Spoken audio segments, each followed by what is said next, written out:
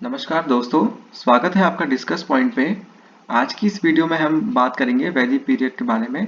जैसा कि हमने पिछली वीडियो में इंडस वैली सिविलाइजेशन के बारे में पढ़ा था, जो कि वैदिक पीरियड से पहले आपका पड़ता है।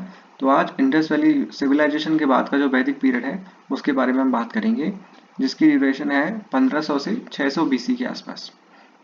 तो वैदिक पीरियड की बात करते हैं। वैदिक पीरियड दो पार्ट्स में डिवाइड होता है। अर्ली वैदिक पीरियड 1500 से 1000 बीसी, जिसको हम पूर्व वैदिक काल भी बोलते हैं, और दूसरा है लेटर वैदिक पीरियड, जिसको 1000 से 600 बीसी तक इसका टाइम स्पेन था, जिसको हम उत्तर वैदिक काल भी बोलते हैं।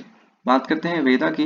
तो वेद जो है उसका शाब्दिक अर्थ होता है विधि। विधि का अर्थ है नॉलेज यानी कि ज्ञान। और वेदों की बात करते हैं तो वेद चार हैं, जिसका जो है ऋग्वेद, सामवेद, यजुर्वेद और अथर्ववेद। ठीक है, जो ऋग्वेद है वो सबसे पुराना वेद है, प्राचीनतम वेद है, जिसमें 1028 मंत्र हैं, और गायत्री मंत्र भी जो है इसी वेद का एक हिस्सा है। अगला है Samaveda. Samaveda collection of melodies है, यानी कि यज्ञ को करते समय और हाइम्स जो मंत्र है उनको पढ़ते समय कैसी लय होनी चाहिए, ये सामवेद आपका निर्धारित करता है। यजुर्वेद। यजुर्वेद होता है procedure for the performances of sacrifice, यानी कि जो काम हम करेंगे, यज्ञ जो प्रैक्टिसेस हम करेंगे यज्ञ करते समय, जो क्रिया करेंगे, जो गतिविधियां हमारी होंगी, वो यजुर्वेद के अंदर आएंगी। अगला होता है अथर्ववेद।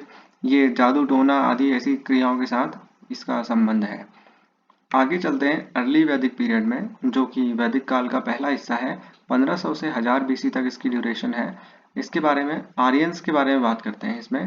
तो the Aryans were semi nomadic pastoral people originated from area around the Caspian Sea in Central Asia. Central Asia के अंदर जो एरिया कैस्पियन सी के अराउंड है वहां से ये ओरिजिनेट हुए थे, और वहां से ही ये आए थे, ऐसा मैक्स मुलर की थ्योरी कहती है, जो कहती है कि आर्यंस जो थे वो खैबर पास से आए थे इंडिया 1500 बीसी के around.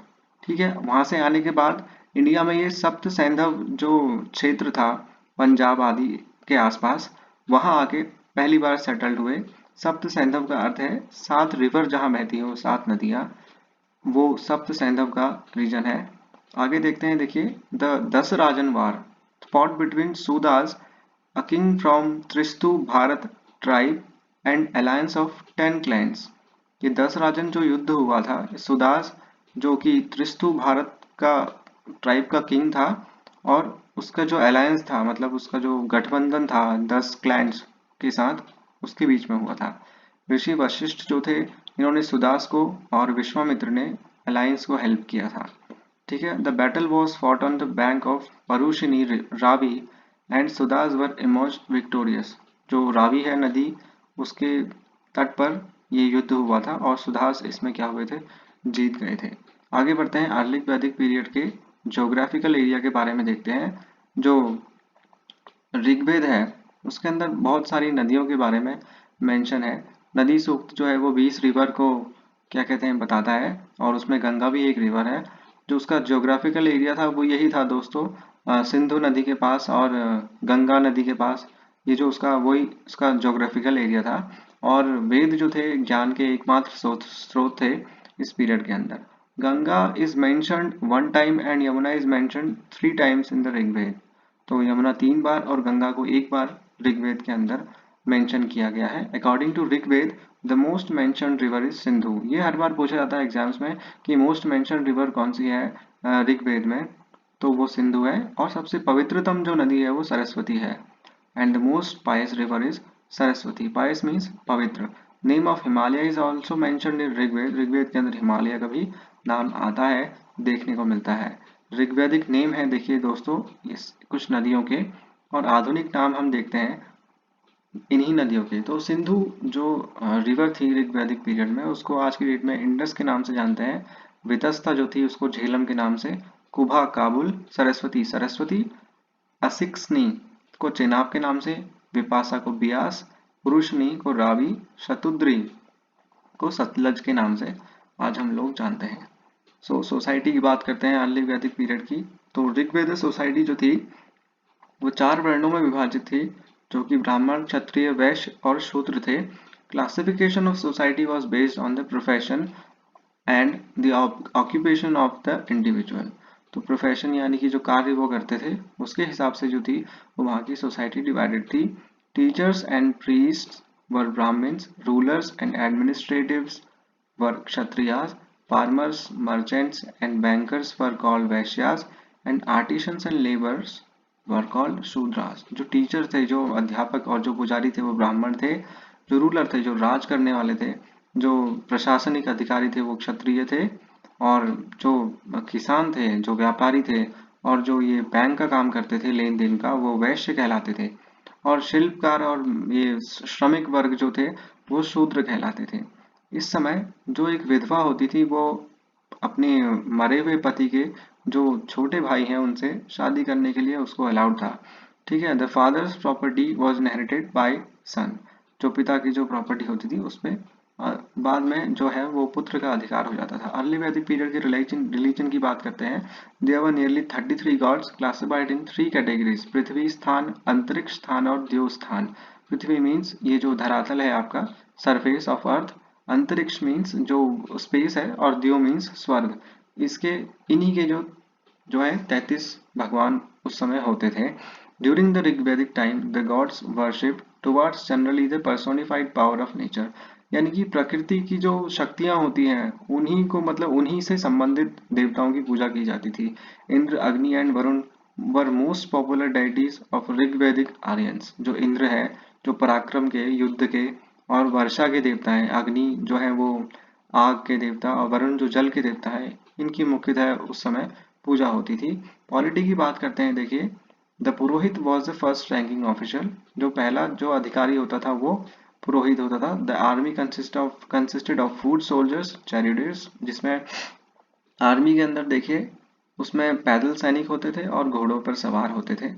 The Rigveda speaks of assembly such as sabha, samiti है। ऋग्वेद में सभा और समिति का भी उल्लेख मिलता है। इसमें कुल को जो है वो फैमिली होती थी, ग्राम जो है विलेज होता था, विस क्लैन होती थी, जन और लोग होते थे, राष्ट्र क्या होता था, कंट्री होता था। आगे बढ़ते हैं लेटर वैदिक पीरियड के बारे में। लेटर वैदिक पीरियड जो है वो 1000 से 600 बीसी तक चला। The centre of culture now shifted from Saraswati to Ganga. Saraswati नदी जो अर्ली वैदिक पीरियड में जिसके अराउंड कल्चर था वो अब गंगा में शिफ्ट हो चुका है। There was mention of more rivers such as Narmada, Sadanira जिसको हम गंडक के नाम से जानते हैं, और चंबल। लेटर वैदिक period literature mention Vindhya mountain. Vindhya mountain जो मध्य प्रदेश और उत्तर प्रदेश में भी पड़ता है, वहां पे इसका मेंशन है later Vedic period में। References to the territorial division, the later Vedic gives 3 broad division of India, that is Aryavrat. ये कह रहे हैं कि टेरिटोरियल डिवीजन के हिसाब से लेटर वैदिक पीरियड 3 भागों में इंडिया को डिवाइड करता है, जो कि पहला है आर्यव्रत जो कि नॉर्थ इंडिया है, Madhya Desh central India, and Dakshinapath southern India जो है। ठीक है, the 4 fold divisions of society initially was based on occupation. जो पहले की 4 वर्णों की व्यवस्था थी वो पहले काम के आधार पर विभाजित थी, बट ये ऐसा कह रहे हैं कि अब ये जो है वो हेरिडिटी, आनुवंशिकता के आधार पर अब उसको विभाजित हो गया। इसका मतलब यह है कि जो काम पहले पिता करता था वही काम अब बेटा भी करेगा। ठीक है, the institution of gotra period for the first time was started in this age. Gotra का जो सिस्टम है वो इस समय स्टार्ट हुआ था लेटर वैदिक पीरियड के दौरान। The higher caste could marry with lower ones but the marriage with the Shudras were not permitted.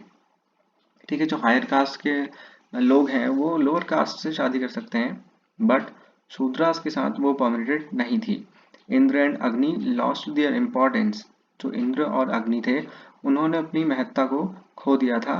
Prajapati जो ब्रह्मा है और जो विष्णु है वो रिजर्वर एंड प्रोटेक्टर के रूप में इमर्ज हुए लेटर वैदिक पीरियड के दौरान। ठीक है, आगे बढ़ते हैं। ये वैदिक पीरियड के बहुत ही इंपॉर्टेंट दर्शन जो है, देखिए दोस्तों, ये बार बार एग्जाम्स में पूछे जाते हैं। ये दर्शन हो गया और दर्शन मत हो गए।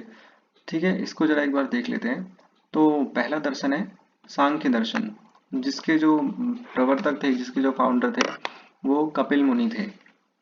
ठीक है, अगला आता है योग दर्शन। योग दर्शन के जो प्रवर्तक थे, जो फाउंडर थे, वो थे महर्षि पतंजलि। ठीक है, अगला आता है न्याय दर्शन। न्याय दर्शन के फाउंडर थे गौतम ऋषि। अगला है वैशेषिक दर्शन, इसके थे ऋषि कणाद। ठीक है। उसके बाद आता है मीमांसा दर्शन। मीमांसा दर्शन को हम पूर्व मीमांसा भी कहते हैं, यानी कि फर्स्ट पार्ट इसका। तो उसके प्रवर्तक थे, उसके फाउंडर थे ऋषि जैमिनी। ठीक है। अगला है वेदांत दर्शन, यानी कि इसको उत्तर मीमांसा भी बोलते हैं। उत्तर मीमांसा मीन्स उसका लेटर पार्ट। ठीक है। तो इसके इसके फाउंडर थे ऋषि बादरायण। ठीक है। ये एग्जाम्स में बहुत बार पूछा जाता है, स्पेशली ये सांख्य दर्शन हो गया, न्याय दर्शन हो गया, ये बहुत बार पूछे जाते हैं, और ये वेदांत दर्शन भी। ठीक है। अब देखते हैं आगे दर्शनों के जो मत थे। देखिए दोस्तों, पहला मत है इसमें अद्वैतवाद। अद्वैतवाद का मतलब होता है जो आत्मा और परमात्मा होते हैं मिलकर एक हो जाते हैं, तो उसको अद्वैत कहते हैं। अद्वैत मीन्स नॉन डुअलिज्म। ठीक है। नॉन डुअलिज्म मीन्स कि दो नहीं, केवल एक ही है। जब आत्मा परमात्मा में मिल जाती है तो नॉन डुअलिज्म हो जाती है, एक ही हो जाता है, यूनिट के रूप में वो उभर जाते हैं। फिर उसमें ना आत्मा रहती है ना परमात्मा रहता है, वो सिर्फ एक हो जाता है, जो कि जिसको हम ब्रह्म कहते हैं। ठीक है। जो अद्वैतवाद थे उसके प्रोपोनेंट थे शंकराचार्य। ये आदि गुरु शंकराचार्य की बात चल रही है। ठीक है। द्वैतवाद यानी कि आत्मा और परमात्मा अभी भी अलग अलग है। तो उसमें इस वाद में क्या होता है, आत्मा और परमात्मा अलग अलग होते हैं। आत्मा जो होती है अपनी भक्ति से परमात्मा की सेवा करती है। ठीक है। तो इसके प्रवर्तक थे माधवाचार्य। अगला आता है द्वैताद्वैतवाद। इसके प्रवर्तक थे निम्बार्काचार्य। फिर है विशिष्टाद्वैतवाद। इसके प्रवर्तक थे रामानुजाचार्य। ठीक है। फिर शुद्धाद्वैतवाद है, इसके वल्लभाचार्य थे। फिर अचिंत्य भेदभाव, इसके बलदेव थे। ठीक है दोस्तों। अब ये पेपर के हिसाब से, बीएड स्पेशली बीएड के हिसाब से मोस्ट मोस्ट इम्पॉर्टेंट है। बार बार पूछा जाता है पेपर में। कभी ये पूछ लेते हैं कि जो फिलोसफी जो धर्म है, सॉरी फिलोसफी जो है वो, ये दर्शन जो है वो क्या है, धर्म से संबंधित है कि किससे संबंधित है, ऐसा आगे हम देखते हैं अभी।